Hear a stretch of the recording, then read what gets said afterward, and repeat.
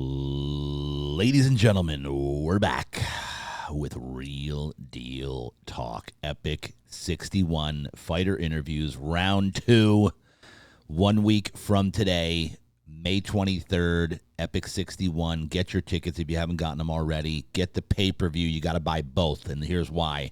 Mainstream Matty, get to watch his interview on my podcast on the Epic YouTube. You got to watch this. He is an incredible ring announcer, and I like now I'm going to rent the pay-per-view, and I'm going to be ringside because I want to watch this dude call the fight. All right, anyway, Epic 61. And now what we have today, or who we have here in the showroom, or in the studio today, is co-founder of Double Kick, which is a Muay Thai kickboxing gym about to open up in June 2025, next month. We have Jessie Magusen in the house. Welcome to the show, bro. Thank you for having me. Let's go. Let me run down this pedigree for this guy. So I just met him 5 minutes ago, and he was listing this out, and I ran out of room on my phone because there's so much. First of all, he used to work with the boxing club, and he is the guy that basically created all the curriculum for the Muay Thai program at all of the boxing clubs here in San Diego. Is that correct? Yes, sir. Beautiful. Okay, now let's keep going here. He is a professional Muay Thai fighter, all right, and a total of 56 fights between amateur and pro. That's a lot of fights. Yeah, I was a busy kid. He's a busy kid, okay? So, and on top of that, he held 3 amateur championship belts in 3 different weight classes. That is insane. How did that happen? Let's start there, Jessie. We'll get on to the because I know we're going to promote your kickboxing gym. We're going to talk a lot about that. Anything else you want to talk about, of course, but I want to focus on the kickboxing and get some publicity out there. But let's talk about your history and how did you get 3 belts, 3 weight classes? Why? How? Let's explain that. Okay. So I guess that kind of have to start with almost like at the beginning, I guess. Yeah. So I started doing Muay Thai. What age did you start fighting, by the way? 23 or 24. How old are you now? I'm going to be 30. No, I'm sorry. I'm going to be 43 in a couple days. Are you sure? Yeah. That's that CTE kicking in. You have been in a lot of fights. I've been in a lot of fights. A lot of hard fights. Clearly. Yeah. But you look super young, bro. I can't believe you're 43. Thank you. Right. So around the low 20s you started? God, and that's late to start. Yeah, especially for now because kids are getting into it a lot younger. Yeah, a lot younger. Okay, so talking about the career, how did it start? How did you... So basically, I used to have a house with a bunch of friends of mine, like a lot of 20-year-old dudes do. Of course. And then all of them started getting married, and I didn't, and I didn't have anybody to hang out with, so I needed something to do. I decided Muay Thai was the thing to do. I went to the gym that I was fighting out of, which was Double Dose Muay Thai in Fontana. I trained for about a week. I saw some fights that Saturday, the week that I started training. I told my coach I wanted to do that, and he said, "You just started." And I said, yeah, but I think I can do it. And he's like, "When do you want to do it?" I was like, "As soon as you can get me a fight." And a month later, I had my first fight. And then after that, I didn't really stop fighting. So what happened in the first fight? Let's talk about that one.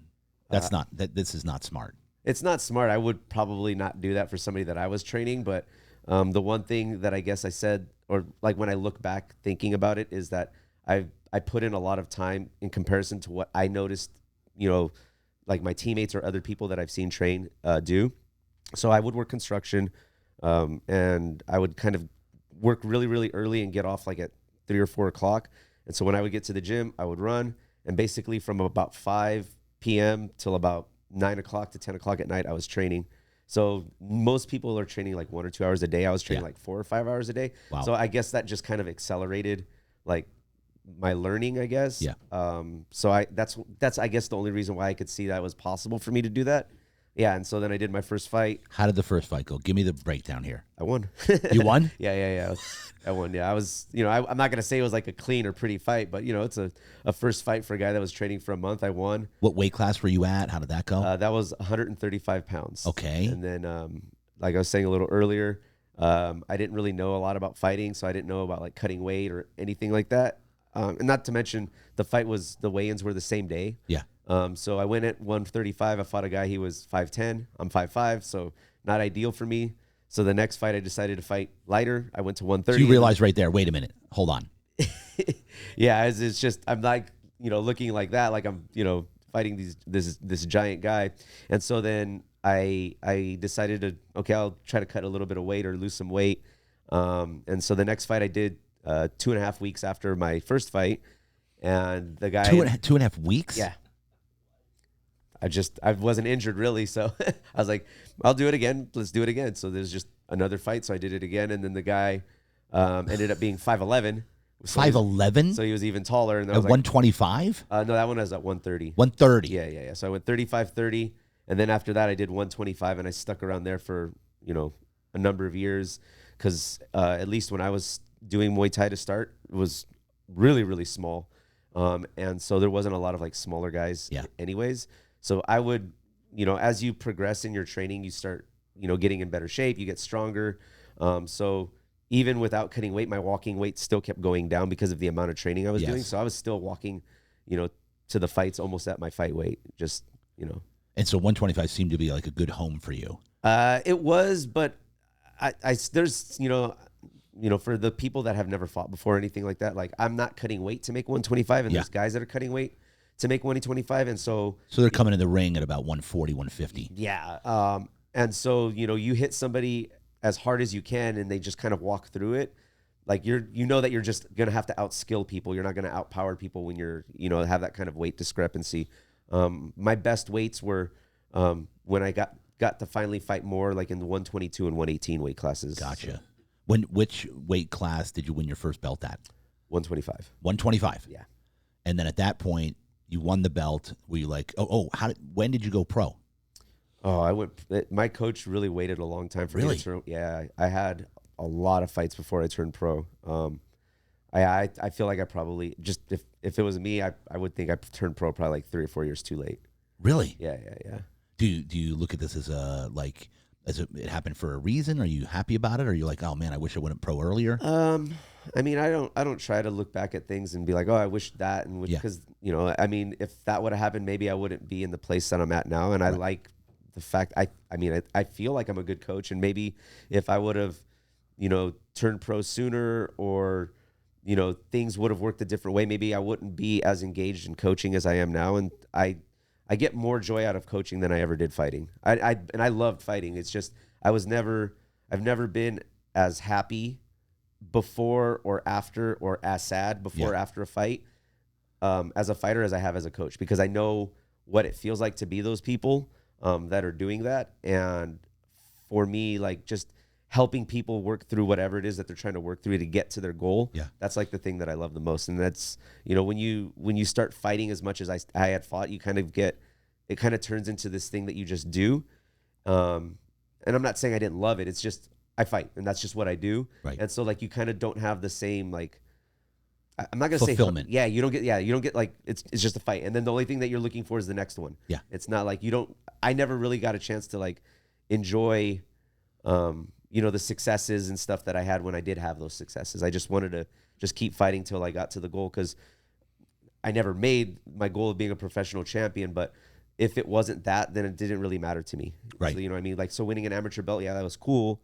And I was happy the day that it happened, and maybe for a couple days after that, but that's not what I wanted. So I needed to keep, training to be what I wanted to be. So makes sense. Yeah. And because when you're responsible for another human being and their life and their whole their goals, their ambitions, it can't get more fulfilling than that. Yeah. Like, you're literally a part of these guys or girl. I don't know if you're training girls, but their lives, and that's a big honor. Mm-hmm. So that's awesome, dude. I love that. Yeah. And speaking of which, you were doing that at Boxing Club, right? And going back to the pro fights, you never. What were you fighting at the 118 and the 120? Yeah, I think my first pro fight I fought a little heavier than I wanted to, because they didn't really have any pros at that weight, so I ended up having to move up in weight. So at that time, before I turned pro, I was just fighting mostly 22 and 18, and I think I did my first pro fight at 125 again. Yep. But I wanted the opportunity to fight professional, and so I took the fight. But yeah, I probably not as stupid as the decision as the fight that I did after that one, but what was the afterward? The after fight, so it was my second pro fight, and I'm very fortunate for the amount of years that I've been doing this to have a lot of really good connections in the sport. And so for anybody that knows about Muay Thai, they probably know the fighter. His name's John Wayne Parr. He's the best fighter Australia ever produced for Muay Thai. He was running a promotion back in the day called Caged Muay Thai, which was basically Muay Thai in a cage with MMA gloves. It's what you would see in ONE FC now. Yeah. I know that Chris was talking to you about that. Yeah. So just think, if you wanted to watch MMA and you didn't want to see grappling or wrestling, that's what you would want to watch. ONE FC. Yeah, ONE FC. But he started that first with a promotion called Cage Muay Thai. He doesn't do it anymore. Yeah. So when I did that, that was my second pro fight. A weight that I felt comfortable doing. Obviously, I said yes to doing this, but in retrospect, probably not the smartest idea. So I went to Australia. I told him I would fight for free just for the opportunity to fight, which I'm grateful for. And I fought the champion of Australia. Oh my who had gosh. I think almost 100 professional Muay Thai fights. Are you freaking kidding Yeah. me? You knew that going in? Yeah. Yeah. I mean, I felt like that was one of those things where it's again, Muay Thai has grown a lot in the United States, and there was not a lot of professional opportunity. And that's why a lot of people did end up staying amateur a lot longer back in the day. It's because if you turned pro, you were maybe fighting once a year. Like the first year that I did Muay Thai, I fought 13 times. So wow. Yeah. So makes sense. So when you go pro, you don't fight as much. Yeah, not as many. and especially because there just wasn't that many fights. And so I took that opportunity, and I was like, okay, it's an international fight. If I do well, even if I don't win, maybe it'll give me international exposure, and I'll have other people wanting to bring me down. And I can go fight all over the world, which is like, a lot of fighters' dream to be able to do that. So yeah, I fought in a cage. How did it go? Terrible. I fought in a cage with MMA gloves. I didn't know anything about, how to, I just went straight as a straight Muay Thai fighter, not really understanding, like, there's a big difference in the way that you strike with boxing glove versus Muay Thai gloves. Yeah. Because Muay Thai gloves are more padding, yeah? Yeah, it's basically a boxing glove. Boxing glove. Yeah, the cuff's a little bit different for the clinching. So you had never fought with MMA gloves before? Never. Are you kidding me? Yeah, never. I trained probably for 3 weeks with MMA gloves for that fight. And honestly, it's the striking part isn't really the hard part, because a punch is a punch, and there's certain things that you could sneak a different. It's the defense that's completely different. Wow. Yeah, and so I did that fight. It was going pretty good in the first round, and sometimes you do things and you're like, you just have to give the guy like a tip of the cap, because I threw a cross. I thought it was gonna land. I placed it perfect. I didn't feel like I telegraphed anything, but he slipped and hit me to the body, and that was it. It destroyed your body. Yeah, and my friend told me, he thought, because he was sitting, back. I have some friends in Australia. He thought that the guy, just the sound of it was so loud, he thought he broke my ribs. They said it sounded like if you smacked two pieces of wood together. And I remember it was, You went down. Yeah, I know. That's even my dad never hit me that hard. Oh my god. Yeah. Oh my gosh, Yeah, dude. so- Were you like, wow, was that the end of the first round? Yeah, I was like maybe like 15 seconds left in the first round. Oh man. Yeah. So It's where you just gone down, they called the fight, that was it? I couldn't get up. Honestly, I felt like I thought that my ribs were broken, but he just hit me so hard in the liver. It was just Was a it great a shot. kick or a punch? It was a punch. It was a punch? Yeah. Wow. Yeah. You didn't even see it coming? No, because I was in the middle of throwing a punch. I was just going straight and he just slipped it and hit me. Yeah, with a really, really solid hook. So Wow. Yeah. I mean, that's not bad though, lasting almost a whole round with a freaking animal that's 100 fights. Yeah, he's a really, really good fighter. Really nice dude too. So What'd you do after that? Like, where'd the career go from there? So after that, I came home. I as soon as I got back from Australia, I started training again. Oh, how bad were the ribs? Was they broken? Nope. Were they just bruised? Just bruised. Well, actually, it wasn't the ribs. It was just my liver. I thought it was my ribs, but Was your just liver? Yeah, he just hit me really, really hard in the liver. So I came back. I trained. I It tried. was just my liver. I tried. I don't really need that for anything. Well, just for what I do now. So just drinking beers. Right. So I went back to training. Because I was already professional, so it was going to be hard for me to get fights. So I just tried to stay consistent. I was training fighters at that gym too. I was doing a lot. My coach at the time was sick. So I was kind of taking over a lot of the stuff. So I had to put a lot of my fighting on the back burner. But then an opportunity came up to fight again on a Lion Fight promotion, which is not a thing anymore. But it was a big deal back in the day. And so I was getting ready and preparing for that fight. It was going to be a really good fight. Actually, a lot of people were that was like a match that people were anticipating to see. Yep. And I was still working in the construction industry, and either from a really, I just remember the day we worked. I think I did like a 16-hour day, and I went to the gym to start prepping for my fight, like just start training. And my back just locked up, and I went to the doctor. They told me I had the two lower vertebrae in my back, the discs, one slipped and one was herniated. And they basically, doctors aren't ever going to give you an exact thing of what you should or shouldn't do. They just present you with something, and they tell you like, this is what can happen. So they said 3 things can happen: nothing at all, you can get hurt in the fight, or you can get hurt so bad that you can't do any of this stuff ever again. And so when I heard that, and that's kind of like what made my decision to stop fighting, was, this is going to sound weird when I say this. So I told the promoter, I have to pull out of the fight. I hurt my back. I can't do it. Which was the first time ever that I ever pulled out of a fight. Like I went to fight before with like a crack in my forearm. I just told my coach to wrap my arm really, really tight. But when the doctor told me that there was a possibility that if I hurt my back, that I like really bad, that I would not be able to do anything involved with this sport at a level that I would be acceptant of, that's when I knew I probably should stop fighting. Because for me, if you're not willing to like risk everything when you fight, then you probably shouldn't be fighting. Correct. Because that's going to be something that's going to be required of you at some point. Yes. And I knew that if I had that choice given to me a couple years earlier, I would have just did the fight. But the fact that I even questioned myself told me that, okay, yeah, it's probably not for you to do anymore. That's it. And that's not, I'm not saying that's like a thing everybody should do, but that's just how I personally felt.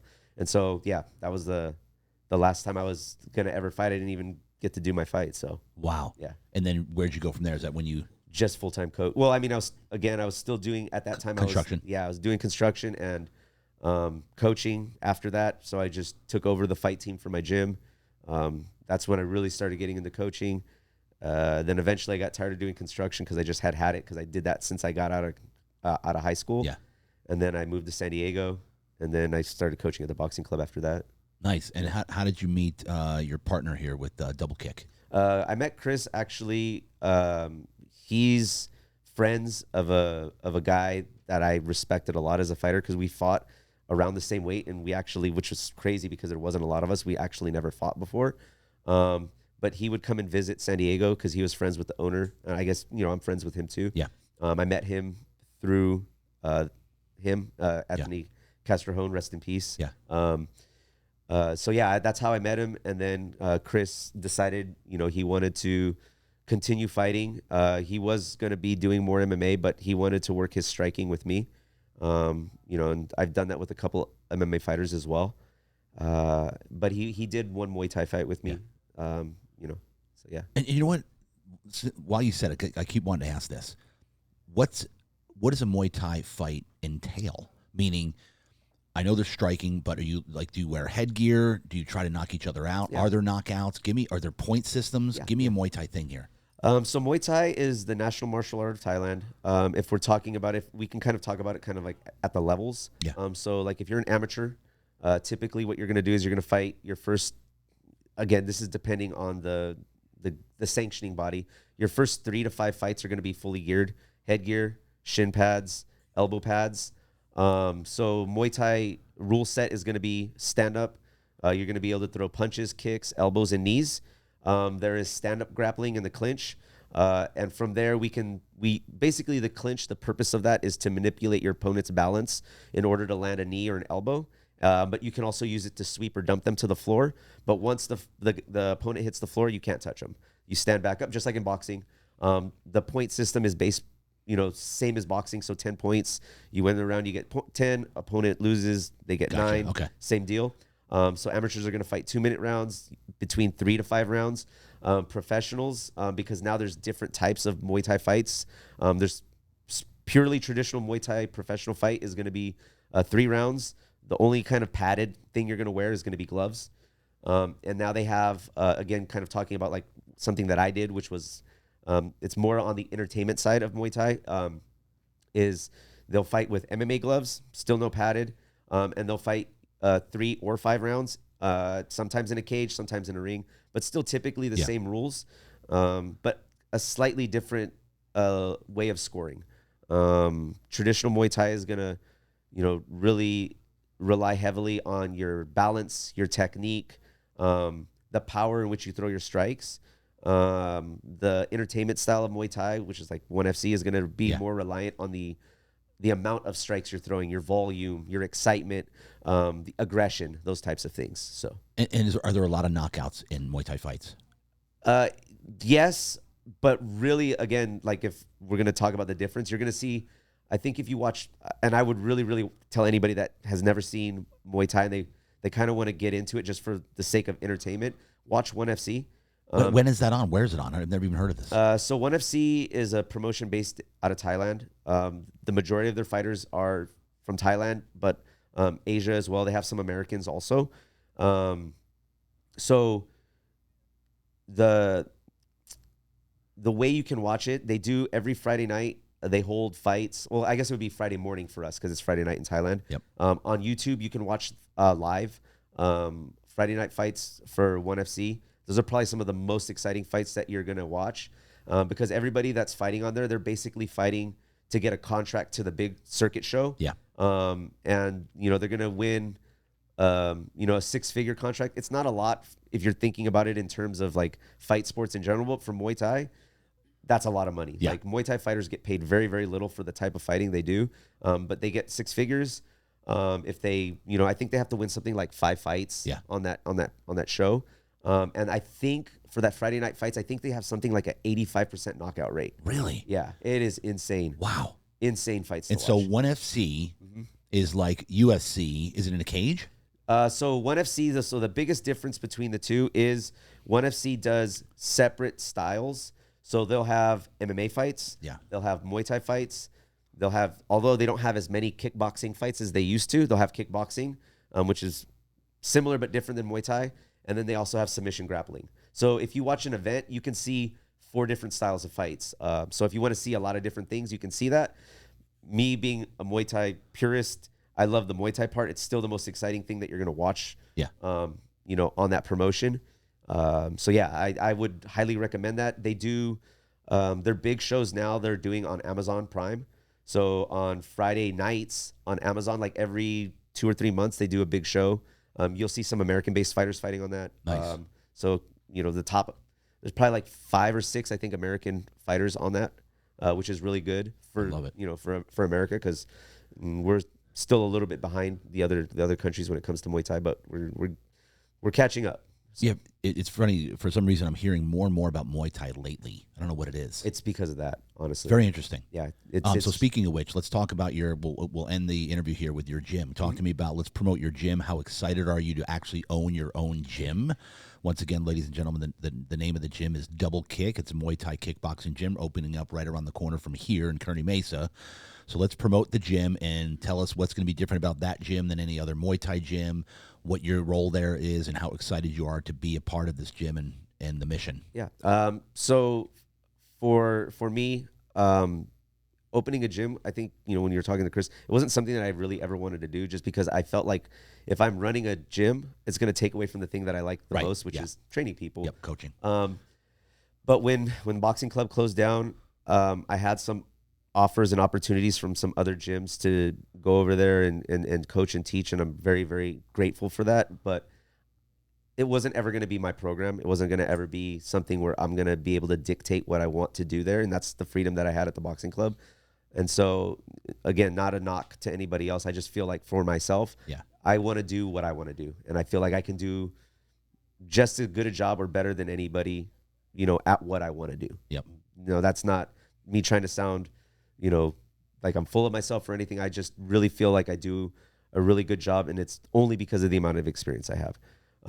So I think what would set us apart from, a lot of other Muay Thai gyms is the experience that I have. I'm probably one of the most experienced coaches in Southern California. Like I said, not just fight-wise, but in the game-wise and training people-wise. One of the things that I was really, really proud of, and it's a tradition that one of my late coaches had and carried, and I tried to carry it along with him, is every single year since I've been a coach and since he was a coach, so I carried it on from him. I have had somebody win a new championship. So, Wow.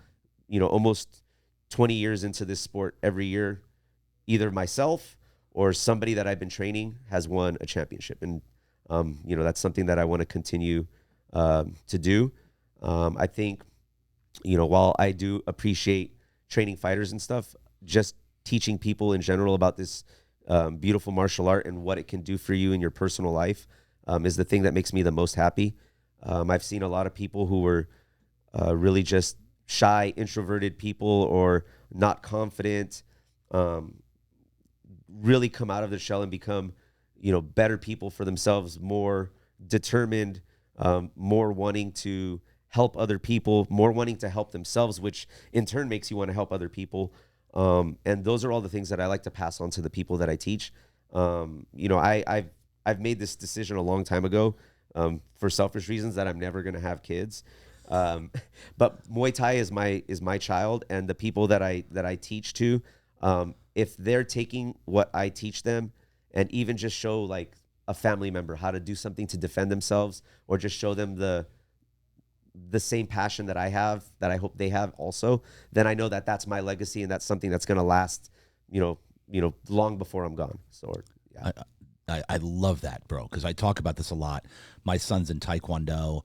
My daughter's in dance. She dances 6 days a week, and everything's about real life training. Because there's nothing that's going to get you more prepared for life, in my opinion, than martial arts. Respect, honor, right, coachability factor. So I love your mission here and your vision of it, which is not just about fighting. Yeah, not at all. In fact, it's like very little about just fighting. Yeah.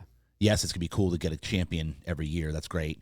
But to help people get self-esteem, confidence. Yeah. That's what it's all about, man. I really love that. Yeah. That's, your gym will be successful with that mentality. Yeah. I think that's the most important thing. I think if you're doing any kind of business that has to do with like, taking care of people or customers, or if people can tell how passionate you are about what it is that you're doing, and you can make them feel that, and they become that, then they'll understand why it is you're doing what you're doing, and then that's how you ultimately become successful. 100%, bro. When your clients genuinely know that you care about them, genuinely, you're not just you don't see them as just a client with a price tag on their head, just a number. Yeah. When they know, when they can feel that you genuinely care about their well-being, you will be successful.